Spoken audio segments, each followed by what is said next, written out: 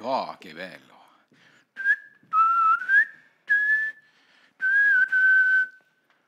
Oh, ist ein schöner Wort. Ai, ai, ai, ai, ai. Bene, bene. So siete mir gut.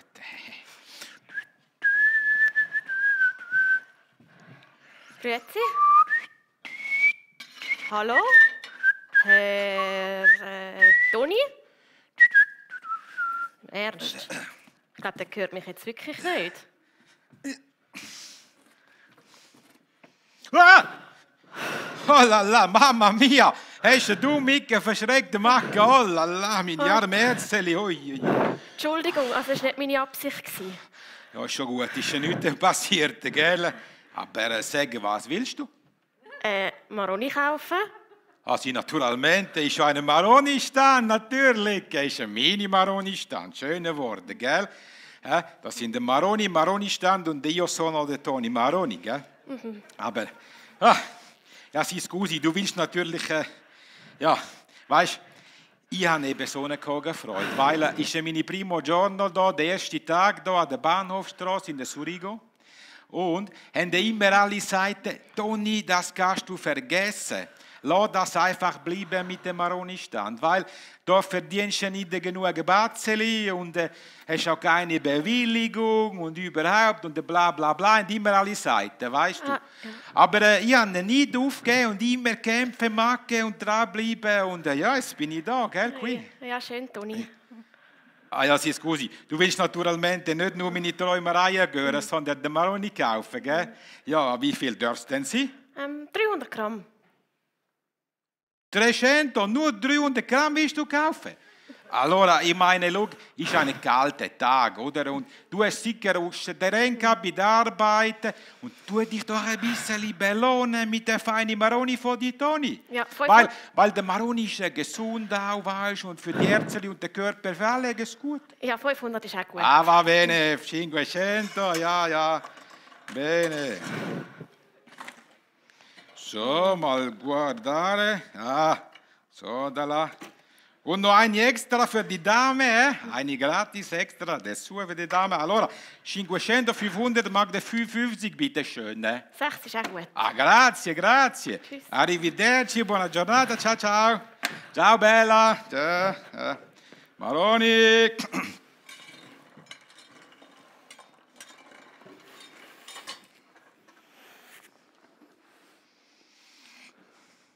Toni Maroni, dann bist du der Toni. Ja, sì, io sono der Toni und der bist du? Oberhänsli Peter. Oberanzeli Pietro, Peter, ja. Oberanzeli, ja, Come stai? Ja, gut, tutto bene und das selber? Auch bene, grazie. Bene. Wie läuft's? Du, schon gut, habe ich seit einer Stunde offen, kann ich mich gar nicht beklagen. Ja, mich nimmt es Wunder, wie lange es bei dir noch gut läuft. Wieso meinst du? Ja, weißt du, wie viele Maroni-Verkäufer habe ich schon gesehen? Kommen und gehen, etwa maximal 2-3 Monate sind es geblieben. Hey, geht's noch? Du magst mir jetzt den Mut. Mut, ich bin nur ehrlich. Hey, no, prego. Ich lasse mir nicht meine Freude nehmen von dem Peter Oberanzeli, weil ich so lange müssen kämpfen, oder? Weil alle immer sagten, hey, Toni, du bist ein Träumer, kannst du ihm vergessen, oder? Aber ja. Ich habe nicht aufgegeben, weißt du? Ich habe festgehalten an meinen Traum. Und jetzt bin ich da an der Bahnhofstraße in der Surigo, oder? Und ich weiß, wie der geht. Ich habe einen guten Plan, oder? Ich weiß, wie der funktioniert, weißt du? Und musst du schauen. Schon bald sind meine Maroni, bist du meine Namen in aller Munde, nicht nur der Maroni von der Toni, gell? Toni, träum weiter. Sì, das werde ich schon machen, weil hätte schon meine Nonna der Seite. Vivo il tuo sogno, lebe deine Traum, Und das mag ich. Super. Ja. Ciao, Toni. Arrivederci, Piero Oberanzeli. Maroni, nice Maroni, allerfeinste Maroni von der Toni.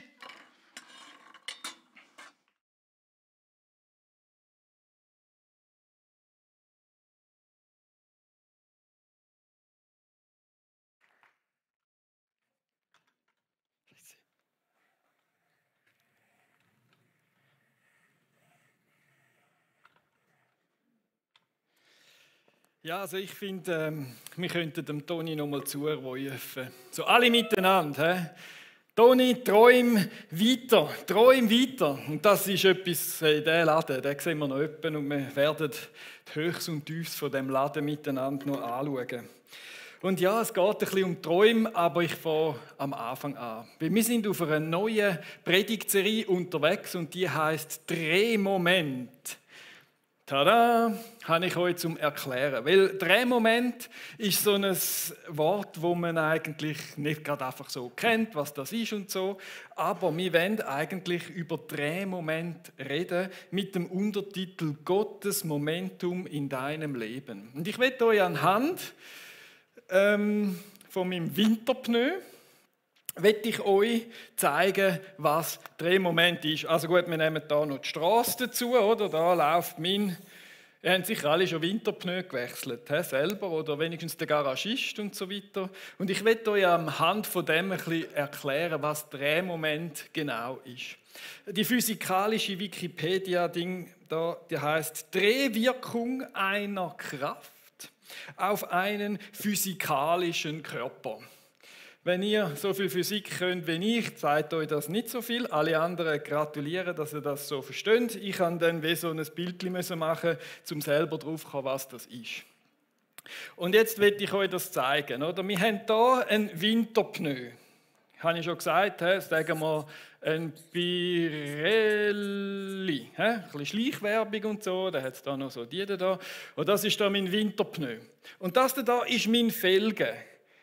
Und der Felgen ist angeschraubt, das sind Schrauben. Und die Schrauben, die muss ich ja anziehen am Rädchen. Das ist ja klar, die müssen ja heben, wenn es nicht hebt, dann ist es nicht gut. Und da brauche ich einen Schlüssel dazu. Da kommt dann eine Nuss drauf, oder, wo genau auf die Schraube da passt. Und dann hat es da einen Hebel raus, da hebt man dann, oder? So, das ist für die Hand zum Drucken. Ich habe sogar so einen Schlüssel mitgenommen, oder? Also ich kann da herstehen und dann würde ich da, zack, anziehen. Sagen wir es so. Und ich würde da abdrücken. So würde ich Kraft drauf wenden. Oh, ich muss wieder auf diese Seite stehen, sonst wird die Zeichnung noch schlimmer. So. Ich übe also mit einem Drehmomentschlüssel Kraft auf diese Schraube aus. Und das ist Drehmoment. Die Kraft da, die ich brauche, um da abzudrücken, sagen wir machen da einen Haken her, oder? Und da unten hängen wir so einen 100 Kilo Stein her.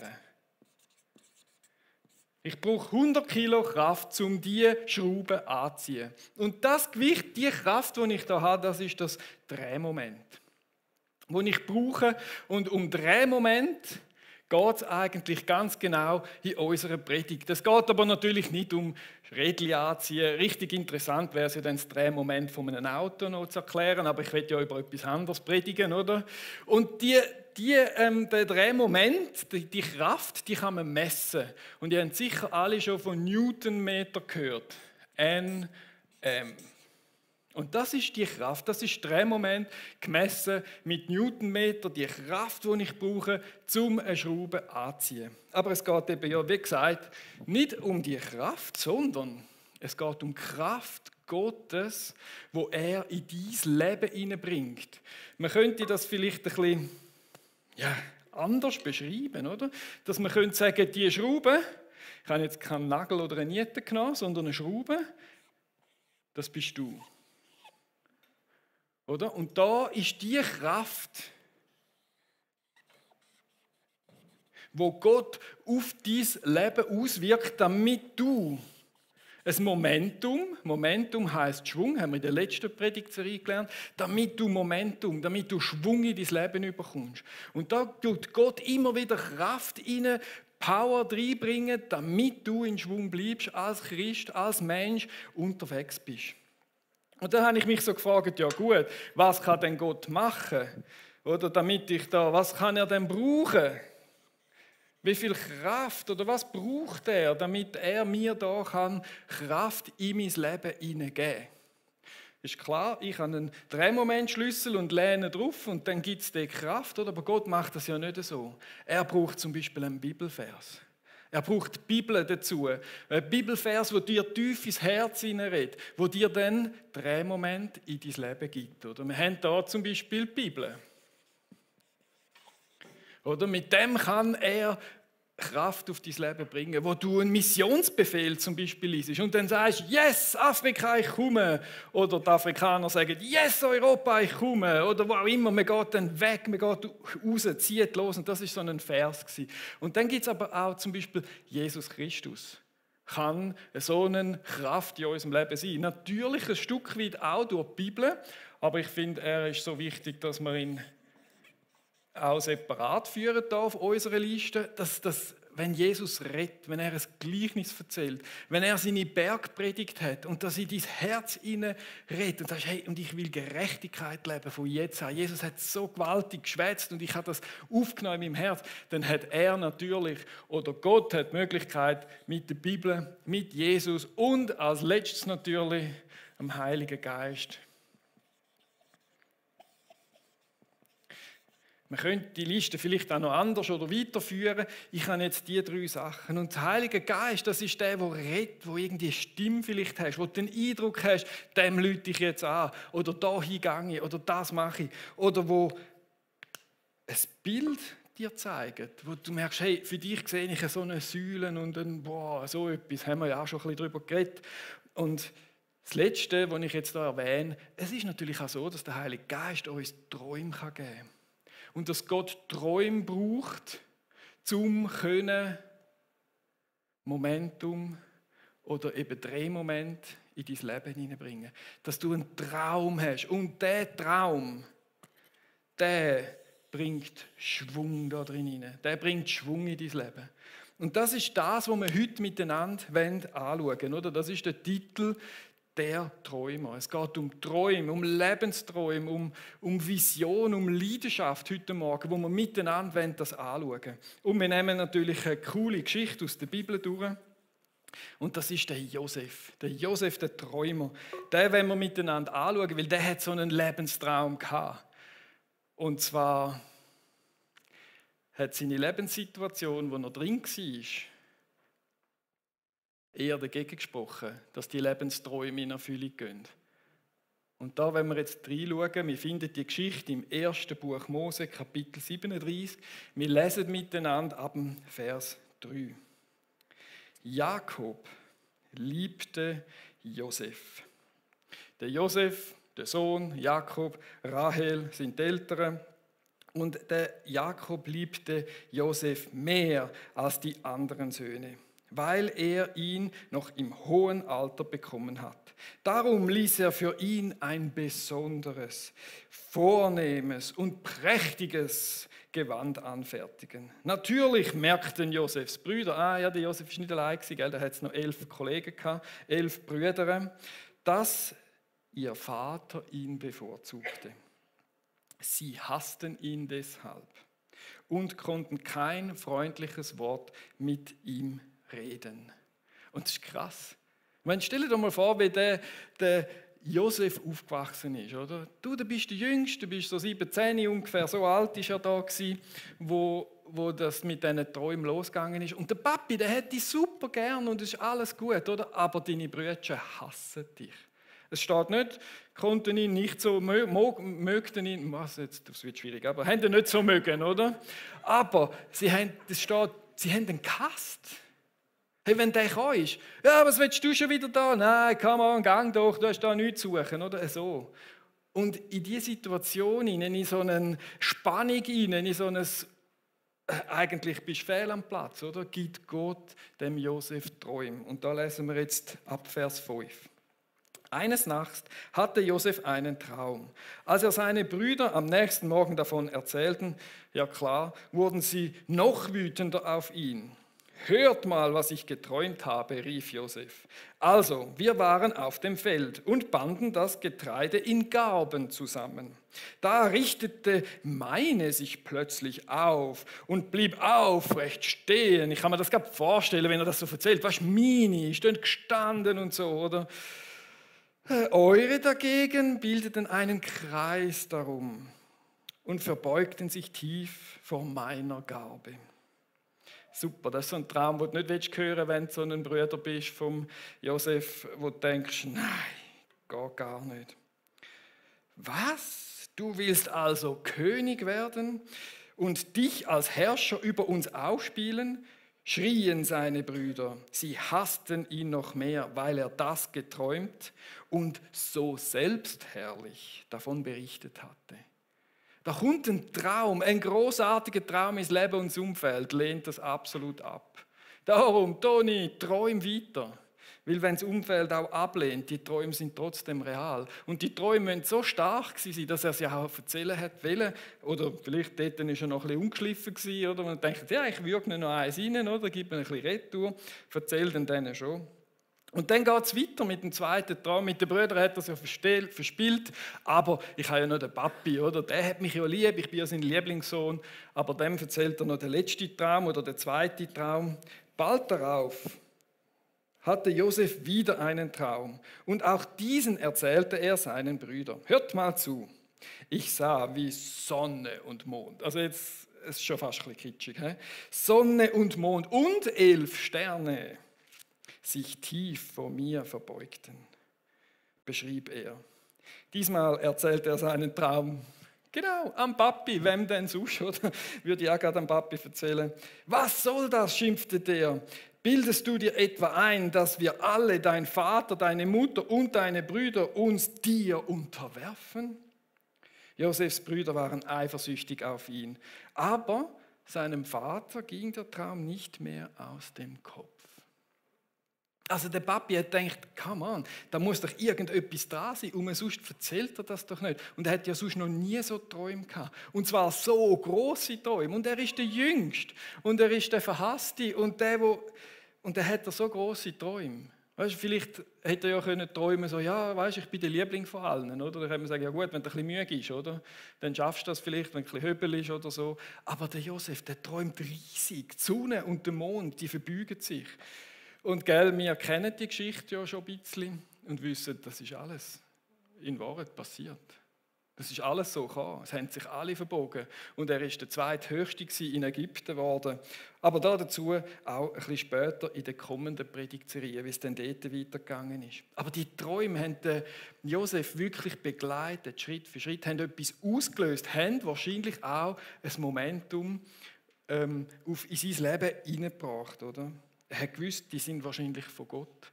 Das kann nicht einfach so sein. Und er hat wahrscheinlich auch sonst in den dunklen Zeiten sich wieder daran erinnert. Aber eben, dazu auch später nochmal.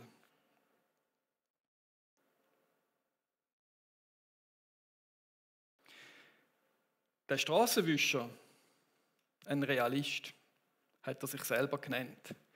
Aber ich bin traurig manchmal über solche Leute. Da kommt jemand mit einem Traum.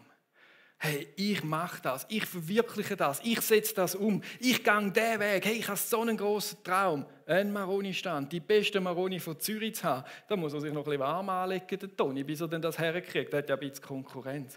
Aber dann hat es so die Realisten, die dann sagen, ja, wird du mal erwachsen, sagst du vielleicht deiner Tochter, deinem Sohn oder dem Nachbarsbub, der dir erzählt, dass er, ich weiß auch nicht, Auto auf den Mond fliegen will oder so. Wird du mal erwachsen, geh du mal in die Schule, wird du mal gut. Aber wir können auch vorsichtig sein, wenn so Träume kommen und überlegen, hey, ist das etwas, was Gott in meine Tochter, in meinen Sohn hineingelegt hat? Ist das etwas, wo Gott mir ihm zeigen will, wo es hingeht?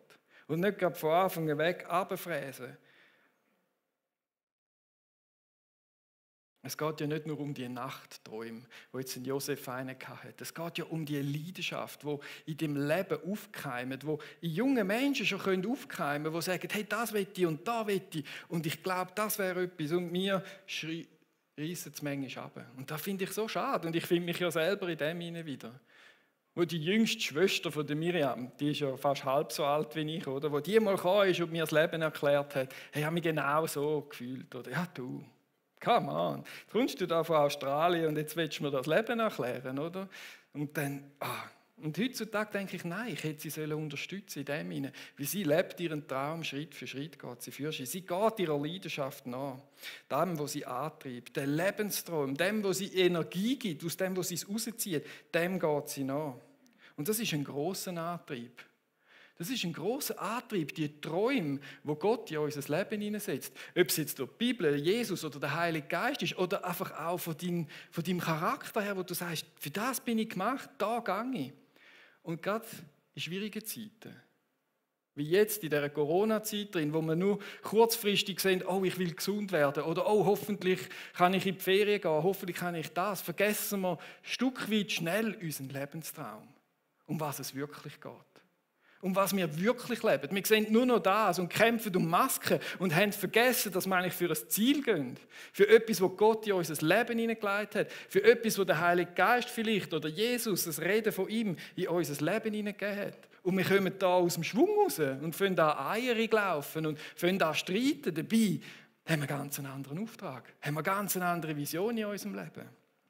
Und dem wenn wir nachjagen. Und da will ich euch auch ein Stück weit ermutigen und sagen, hey, als GVCler, wenn wir diesen Träumen, deinem Traum nachjagen, wo du in deinem Herzen trägst, deiner Leidenschaft, dem nachgehen. Und wo ich das so mir überlegt habe und in dem Höch und yes und gehen wir und so. Und wir wollen das neu freilegen und die alten Träume vielleicht wieder von vor Corona ausbuddeln, oder? Dann ist mir in den Sinn gekommen, ja du, aber Elias, das geht doch nicht um mich. Es geht doch nicht um dich, es geht doch ums Evangelium. Liebe Christen, es geht ums Evangelium, nicht um deine Träume und deine Leidenschaft. Nein, dienen, vorwärts gehen und halt so das fromme, christliche. Und dann hast du das aufgekeimt in mir und vielleicht das hat schon fast meine Träume wieder so ein bisschen, oder? Dann habe ich gedacht, ja, das ist die Wahrheit. Das stimmt genau. Es geht um den Auftrag. Aber mit wem wird denn Gott den Auftrag machen? Mit dir und mit dir und mit dir und mit dir. Und wer bist du? Ja, ich bin ein Mensch voller Leidenschaft, voll Träumen, voll Wünschen, von dem, was... Und in den Psalmen heißt, Gott hat mich gemacht. Also es ist irgendwo eine Mischung zwischen mir, dem Auftrag und Gott, weil er es mit mir ja machen will. Und dann ist ein Teil von meiner Leidenschaft, die steht da drin, den Auftrag umzusetzen, mit meinen Leidenschaften, mit meinen Träumen. Es ist so eine coole Mischung. Und ich lade dich ein, in dieser Serie deinen Traum wieder neu auszubuddeln und in dem weiterzugehen, den Mittelpunkt, sich dort einzusetzen dafür und das wieder drin hineinzunehmen, in dein Herz hinein.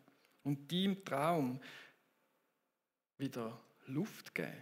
Obwohl es vielleicht von vielen verschiedenen Umständen schwierig geworden ist. Ich möchte dich einladen, dich auf das einzulassen.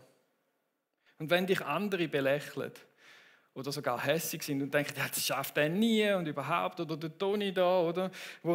Er träumt das und er hat sein erstes Ding. Und egal, was der Strassenbüscher in unserem Leben hinein sagt. Die Realisten. Wir gehen unseren Weg, unserer Leidenschaft, unserem Traum nach. Gell? Und vielleicht hast du geträumt und dein Traum ist zerplatzt. Das vergessen wir natürlich nicht auch, einfach so, sondern dem widmen wir auch eine ganze Predigt in dieser Serie. Es geht nächsten Sonntag um das, wenn dem Traum eben nicht wirklich wird. Aber grundsätzlich gehen wir dieser Leidenschaft nach. Und wenn da weitergehen. Und darum sage ich euch, hey, wir träumen gross. Einfach einmal gross. Abschneiden können wir ja immer wieder, aber wir träumen gross. Und wir Schweizer neigen natürlich ein Stück weit dazu, so ein bisschen kritisch zu sein und nach Leistung und Möglichkeiten und merken, ja, du, das ist es vielleicht nicht so ganz, oder da, das passt nicht und ja, das und das. Da sind wir Schweizer so ein bisschen geneigt dazu. Immer schön im gleichen Durchschnitt bleiben, oder? Sobald jemand ein bisschen darüber ausschaut, wir müssen ein bisschen oben runterkommen und so, oder? Und wir denken eigentlich oft in dem hinein, warum etwas nicht gehen sollte. Warum so ein Maroni-Stand in Zürich nicht funktionieren kann. Das studieren wir doch viel eher, wenn einer kommt, als ihm zu sagen, yes, hey, hast du an das gedacht, da gehen wir weiter, los. denken wir doch in Möglichkeiten. Ich will euch einladen, für euren eigenen Traum in Möglichkeiten zu denken. In Möglichkeiten zu sehen. Es ist möglich, wir können den Weg gehen, wir wollen den gehen. Und du kannst nämlich mit dem Gemisch, weißt du, der Auftrag mit Gott, den er ja bei dir da drin hineingelegt hat, kommst du in Schwung. Und wenn du ein leidenschaftlicher Schreiner bist, dann bringst du das Reich Gottes auf den Bau. Wenn du ein leidenschaftlicher Banker bist, Versicherungsmann, Anwalt, dann bringst du die Leidenschaft, das Reich Gottes, weil du bist ja ein Teil vom Reich Gottes, bringst du dort hin. In deine Kanzlei, in deine Bank hinein. Und schon gibt es in der CS eine Aussenstation vom Reich Gottes durch dich und deine Leidenschaft. Für Gerechtigkeit zum Beispiel. Und du bist dort, machst dann den Unterschied oder bist dann drauf. Oder in die Autobranche hinein. Wir reden jetzt von Berufen, oder? Weil wir in der Schweiz können ja zum Glück unsere Leidenschaft auch in den Beruf hineinbringen, oder? Vielleicht in die Schulen hinein, wenn du Lehrer bringst deine Leidenschaft und deinen Traum dort drin hinein. Aber natürlich auch in die Töpfklicken. Oder wenn du in einer Band spielst, sonst noch. Oder wenn du im Spital bist. Oder wenn du Läuferkollegen hast. Oder Töpfklicken, habe ich schon gesagt, Bike, Velofahren. Überall dort, wo wir unsere Hobbys und Leidenschaften haben. Auch dort sind wir mit unserem Traum eine Aussenstation vom Reich Gottes. Und können da dazu einen Schritt für Gott tun. Und dort drin ein Licht sein in dieser Welt hinein. Dort, wo wir hingehen, wo uns unsere Leidenschaften auch hintreiben, wo Gott in unser Leben hineingelegt hat. Und so will ich sagen, I have a dream. Und ihr habt jetzt da hinten einen QR-Code und den könnt ihr anfangen. I have a dream. Und den könnt ihr scannen. Und dort, auch ihr daheim übrigens, oder, könnt ihr scannen und könnt dort über das Handy euren Lebenstraum reinschreiben. Das möchte ich gerne sehen. Das blenden wir dann immer wieder da hinten ein, was da so alles kommt. Abscannen und dann reinschreiben, was ist dein Lebenstraum? Und das drin reinschreiben und da sehen wir es dann so ein bisschen, was da reinpoppt. Von euch daheim, Handy zücken, Fotos und dann gerade da losgehen. Ich will wissen, wie du in Schwung bist, für was du der Schwung bist oder was Gott in dein Leben hineingelegt hat. Entweder durch deine natürlichen Sachen oder auch vielleicht durch einen Vers oder durch eine Begegnung mit Gott. Das will ich sehen. Und wisst ihr, wir wollen gross träumen. Und wenn wir gross träumen, dann lachen die anderen meistens. Und das ist gut so. Mindestens so groß, dass die anderen lachen, sollten wir schon träumen. Weil wir dann Gott brauchen. Weil wir träumen ja meistens nur so groß, was ich ja gerade noch so erreichen kann. Das schaffe ich gerade noch so. Aber eigentlich wollen wir doch Gott in unser Leben einbeziehen. Er hat ja die Leidenschaft in unser Leben hineingelegt. Und darum wollen wir mit ihm zusammen gross träumen und grosse Schritte machen.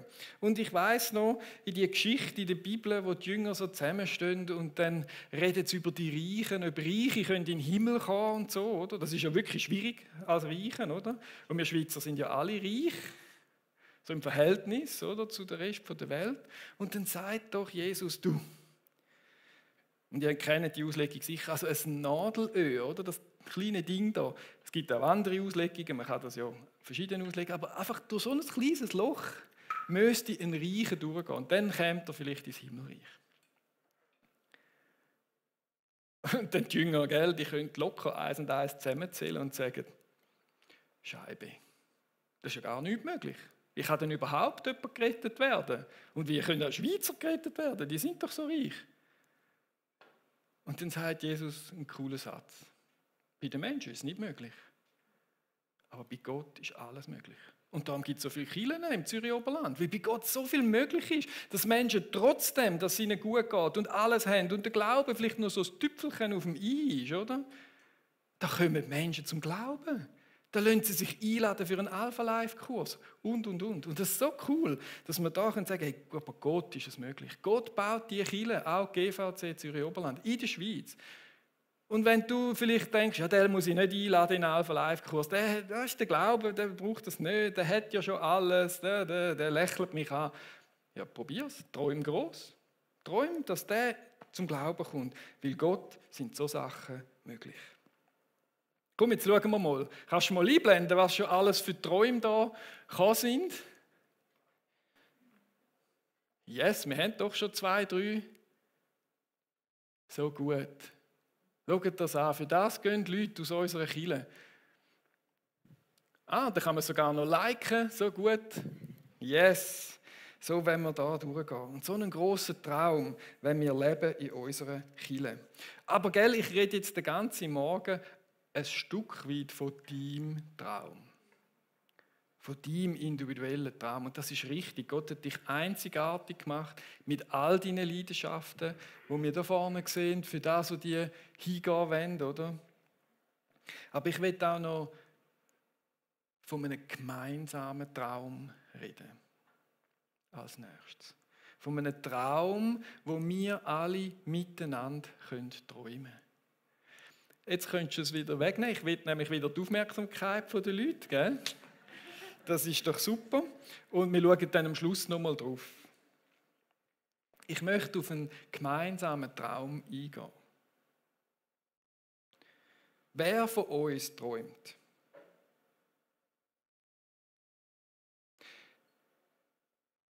Dass in unseren Gottesdienst Menschen zum Blühen kommen. Die Predigten ins Herz treffen. Menschen in unserer Kirche Jesus Christus als ihren Herr und Erlöser annehmen.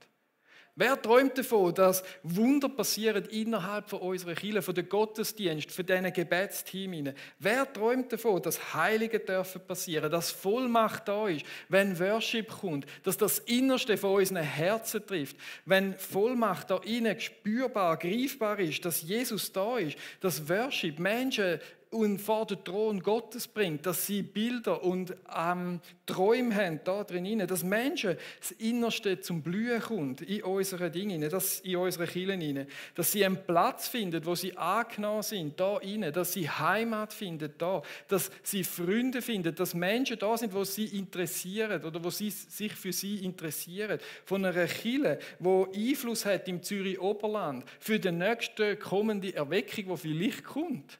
Dass wir da weitergehen können, einen guten Schritt zutun, helfen. Wir als Pastoren, wir träumen genau von so einer Kirche. Und das ist ein Traum, den wir gemeinsam haben, wo wir miteinander träumen. Und bei all eurer Individualität, bei all euren Leidenschaften und Träumen, träumen wir doch auch zusammen. Für das, dass Kirche Grossartiges ist auf dieser Welt. Dass Erweckung kommt und das Zürich-Oberland und GVC da kann ein Teil davon sein oder mitbestimmend da drin sein. Und das ist das, was uns auch zusammenhält, wenn wir zusammen einen Traum haben. Wenn wir zusammen da ein Stück weit sagen, hey, schau, das ist ein Traum, den wir alle miteinander zack unterschreiben können. Das will ich, für das gehe ich, für das komme ich in die Kirche rein, für das mache ich meinen Dienst in der Kirche. Will ich träume von einer grossartigen Kirche, von einer GVC London, vielleicht New York oder irgendwie so. Ja, klar, jetzt kommen die Schweiz wieder, jetzt wird er wieder. Genau. Aber weißt du, in London, klar gibt es dort schon eine Hillsong und es gibt wahrscheinlich auch ein ICF dort und andere coole Kirchen, oder? Aber es hat immer noch 80% von Jesus noch nie gehört dort. Da hat es einen Lockerplatz für eine GVC. Lücke, träumen wir doch gross. Träumen wir, gehen wir dafür und dass da ihnen etwas passiert. Und das ist ein grosser Traum und den kann ich alleine nicht machen. Mit Joni Steffi sind wir gut aufgestellt hier im Oberland. Aber hey, da braucht es mehr, da braucht es dich und vor allem braucht es Gott dazu. Und grosse Träume treiben uns immer wieder auch ins Gebet hinein. Und darum treffen wir uns um 9 Uhr im Early Bird Gebet, oder? Und was machen wir dort? Wir beten für Vollmacht, wir beten, dass die Gebete, die da reingesprochen werden, in Erfüllung kommen, dass Heilig passieren darf, dass Menschen zum Glauben kommen. Auch für euch daheim, den Stuben beten wir immer wieder, oder? Dass da etwas passieren darf. Ist der 9 Uhr ein bisschen zu früh? Dann komm doch auf die 10. Spielt doch gar keine Rolle. Weißt du, wie cool ist es, wenn die vom 9. Gebet sagen, so, jetzt habe ich nach einer Stunde oder so genug, kommen und geben dir den Gebetsstab am 10 in die Hand, oder? Und dann können wir dort weiterbeten für unseren Traum und den Himmel bestürmen, für genau so Sachen. Dass etwas passiert in unserer Kirche. Ich meine, es passiert schon viel, es ist mega cool, gell? Ich will das nicht. Aber dass wir da zusammengehen können und den Traum für die Kirche leben und Gott bestürmen, dass der Traum Realität wird, dass wir da Fürche gehen miteinander. Und das ist ein cooles Zusammenfinden von jedem Einzelnen wieder. Das ist ja das, wenn Jesus von Einheit redet. Dann meint er nicht, alle müssen die gleiche Leidenschaft haben für Auto oder für Bogenschiessen oder für Velo oder TÜV oder für Menschen prägen oder für Gebet oder für so Sachen. Da sind wir total unterschiedlich. Das ist auch gut so, das sind wir auch individuell gemacht. Aber wir haben den gesamten Traum, wo man kann sagen, hey, dafür gehen wir alle miteinander. Dafür stehe ich ein. Ob ich jetzt Maske cool finde oder nicht, ob ich die Maßnahmen so finde oder so, das spielt gar keine Rolle. Wir gehen ja für die Kirche, das ist viel ein grösseres Ziel, eine grössere Leidenschaft, die wir haben, wo wir miteinander hergehen. Wow, so gut. Leidenschaft, Träume. Und ich sage euch, ein Mann ohne Leidenschaft, der geht doch zugrunde. Für irgendetwas gehen wir doch alle. Und irgendetwas beten wir alle an und gehen in diese Richtung. Und vielleicht, gell, ist das auch ein bisschen zu viel für dich. Und denkst du, jetzt hocke ich da rein, jetzt schnarrt du schon seit 20 Minuten von Träumen und ich stehe mit Kriegsfuß mit meinen Träumen oder überhaupt mit Träumen. Und wisst ihr was? Ich kann euch sagen, willkommen im Club. Was ist denn, wenn du keinen Traum hast? Wenn du dich jetzt cool angesprochen fühlst, aber denkst, ich habe einfach noch keinen Traum, wo ich jetzt gerade so könnte sagen, wo Gott in mich hineingeleitet hat. Und gell, ihr kennt den QR-Code, die sind immer noch am Töckeln, das ist eine gute Sache, oder? Und was ich dort reingeschrieben habe, beim Dani in seiner Predigt, wo er das auch gebracht hat mit dem QR-Code, da habe ich reingeschrieben, ich will mal mit dem TÜV ums Mittelmeer fahren. Und denke, ja, das ist jetzt ein cooler Traum, oder? Und dann blendet es da auch alle ein, oder? Und dann merke ich, okay, ich habe es, glaube ich, falsch verstanden. Oder? Weil die anderen haben reingeschrieben, Menschen prägen, Leute bekehren. Und ich dachte, nein, oder? Mein zweiter Traum, den ich hatte, wäre Great Ocean Road zu fahren. Das habe ich schon gemacht auf der Weltreise, also von dem her. Ich bin eigentlich schon mein halbes Leben mit Ziel auf Kriegsfuß. Wirklich. Und mit Vision und all dem Zeug. Wirklich, ich habe mich immer angeschissen, wenn es geheißen hat, ja, jetzt schreibt euch Ziel auf fürs 2014 oder so. Das war dort noch. Dann dachte ich, was soll ich denn schreiben? Besserer Christ werden oder irgendwie so. Nein, echt, da kann ich nichts anfangen mit so Zeug. Aber gleichzeitig habe ich vorher so geschwärmt. Ich erzähle euch den Trick, was es dahinter hat. Oder? Weil Gott gibt mir schon Bibelversen und Sachen aufs Herz, wo man kann sagen gut, das, aber hat mir noch nicht so einen Antreibertraum gegeben, nicht so eine Leidenschaft für etwas zu gehen. Ich bin eher so der entspannte Typ, oder? Mit einem Bier und einem Grill bin ich im Himmel. Oder? Da kommt nicht noch recht viel mehr. Oder? Und das ist... Und gleichzeitig, ich will jetzt keinen Test machen, aber wenn ich jetzt frage, wer meint von euch, dass der Elias ein leidenschaftlicher Typ ist, würde er aufstrecken? Vielleicht. He? Ich will es gar nicht wissen. Aber ich bin leidenschaftlich. Und da gibt es einen Trick. Es gibt einen Trick. Und wenn du da reinhockst und etwas Ähnliches denkst wie ich, dann gibt es einen Trick. Und der ist ganz einfach. Such dir einen Traum, der zu dir passt, von jemand anderem. Ich komme viele Bibelversen über von Gott und auch Bilder und die helfen mir durchs Leben. Und das ist auch so Gewicht, wenn ich in Schwung komme, aber so einen richtigen Lebensantrieb traue ich nicht. Und dann habe ich mir einen gestohlen. Von jemand anderem. Und zwar, was meine ich da? Vom Johannes Wirth habe ich den geklaut. Ich meine, den kenne ich schon, seit ich 20 bin ich in die Kirche gekommen und er war leidenschaftlich auf dieser Bühne und hat von seinem Traum erzählt. Und ich dachte, genau, ich habe keinen, ich nehme den, der passt mir. Und warum? Weil ich allein nicht so der super Typ bin, oder? Sondern bei mir muss immer mit Leuten etwas gehen, oder? Miteinander etwas zu erreichen, miteinander irgendwie ein Ziel zu gehen. Oder? Und mein Traum heisst, die Ortsgemeinde bringt die Hoffnung für die Welt oder ist die Hoffnung der Welt. Die Ortsgemeinde ist die Hoffnung der Welt. Das ist ein Traum, den ich copy-paste in mein Leben hineingenommen habe. Und dann wisst ihr, was ich gemerkt habe. Nach etwa einem Jahr, der ist ja auch nicht vom Hannes. Der hat ihn von Willow Creek. Der hat ihn von Bill Hybels geklaut, oder? Und ich dachte, ja gut, also dann kann man das ja machen. Und das ist ja auch eine super Sache.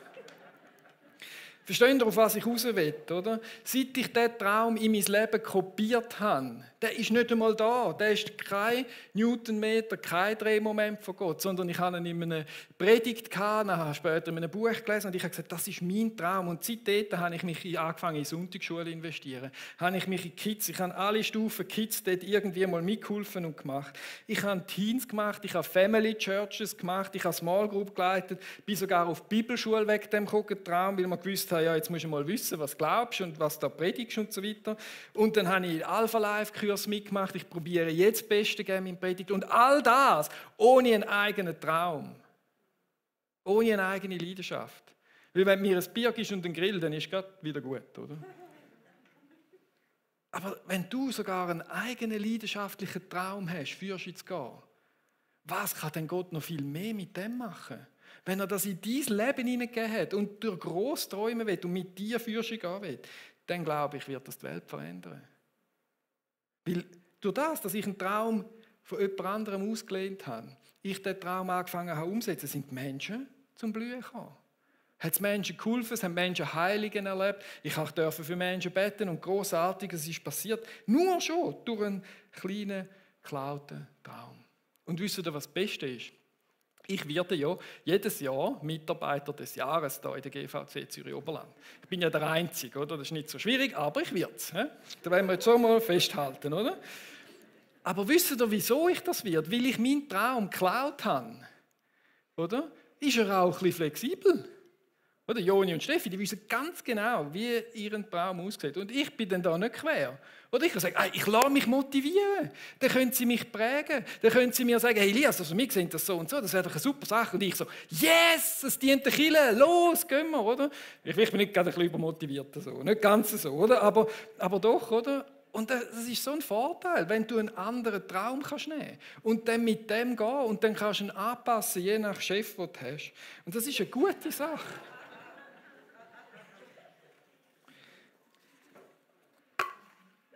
Und wenn wir jetzt da all die Träume haben, oder?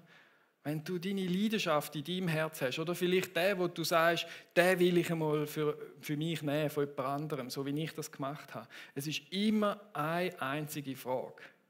Es ist eine Frage von der Hingabe. Bei all deinen Träumen, bei all deinen Leidenschaften ist es eine Frage von der Hingabe. Jetzt schauen wir nochmal die Träume an. Kannst du das nochmal einblenden? Das sind alles Träume, die wir da bekommen haben, wo wir merken, hey, da haben Menschen einen Teil von sich Gott hingegeben und sind dann auf diesen Traum, auf diese Leidenschaft gekommen. Und ich sogar habe mein Leben hingegeben, ohne grossen eigenen Traum. Und Gott braucht das. Gott braucht das. Gott gibt da Schritt für Schritt Momentum, Drehmoment auf dein Leben, durch diese Träume. So wie der Josef einmal Hoffnung gebracht hat. Du bist gerade auf YouTube. Leislich machen lange.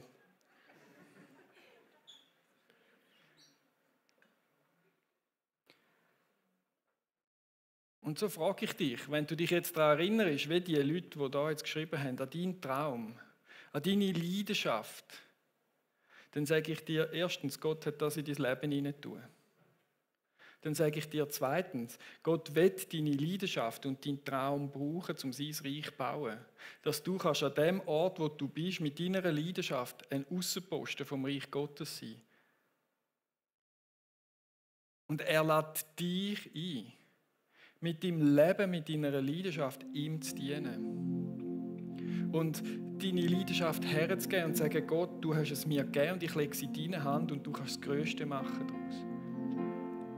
Jetzt kannst du wieder abblenden. Gott lädt dich ein, dein Leben herzugeben, deinen Traum herzugeben, das, was du geschrieben hast, herzugeben und dass er darf mit dir, mit dieser Leidenschaft, mit dem Feuer, das er in dich hineingelegt hat, sein Reich zu bauen.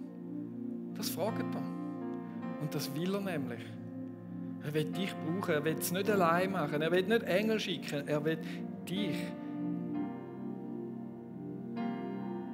Und Und wenn er mit mir schon mit einem geklauten Traum, wo der hingelegt und sagt, Gott, schau, ich habe das aufgenommen in mein Herz und ich gebe es dir her und ich gehe mit dir. Wenn er da schon Grosses bewirkt, was wird er mit dir bewirken, wenn du deine Leidenschaft, die er wirklich für dich parat hat, in dein Leben hineingegeben hat, wenn du ihm die hinlegst und sagst, schau, das sind meine Talente, das sind meine Gaben, das ist meine Leidenschaft für ein Thema, für ein Hobby, ich gebe es dir her, mach du mehr daraus. Und dann ins Gebet hineinzugehen und dann gross zu träumen und zu sagen, jawohl, dahin gehe ich, dahin will ich.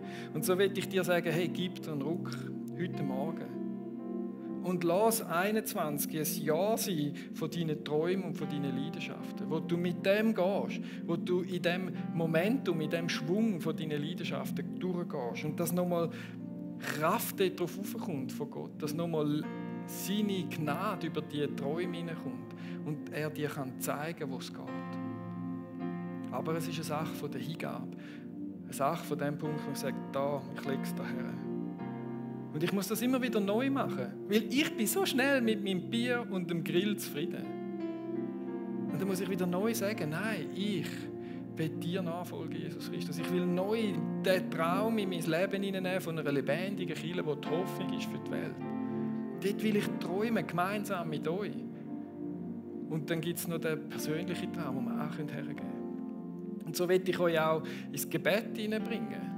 In den Punkt hinein, wo ihr sagt, jawohl, hey, ich will noch mal mit jemandem beten, wir haben das Gebetsteam da, und ich will noch mal das festmachen mit jemandem zusammen, vielleicht auch mit der Frau oder mit dem Mann, der da sitzt oder so. Ich will aber mit jemandem noch mal sagen, Jesus Christus, dir gehört mein Leben. Ich gebe es noch mal neu hin für den Traum im 2021. Egal, was noch alles kommt, sonst in dem Jahr hinein.